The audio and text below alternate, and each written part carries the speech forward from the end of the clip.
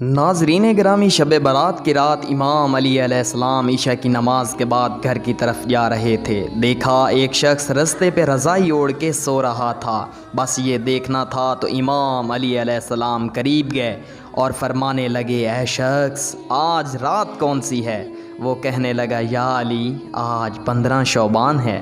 بات جب یہاں تک پہنچی تو امام علی علیہ السلام نے فرمایا، یہ رات بیداری کی رات ہے۔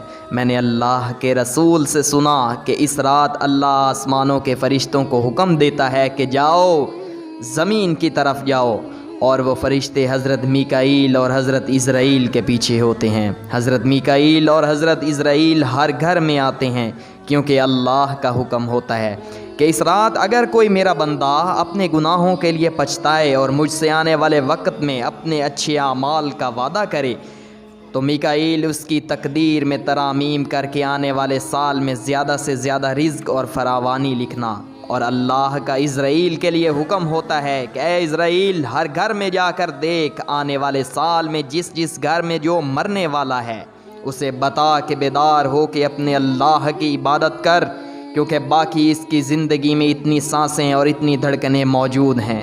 اگر کوئی میرا بندہ اس رات اپنی زندگی میں میری عبادت کے لیے مجھ سے مہلت مانگے تو اس کی زندگی میں فراوانی لکھنا، اور اگر وہ آنے والی زندگی میں مصیبتوں اور پریشانیوں سے نجات مانگے تو اس کی آنے والی زندگی سے ہر مصیبت کو ختم کر دینا۔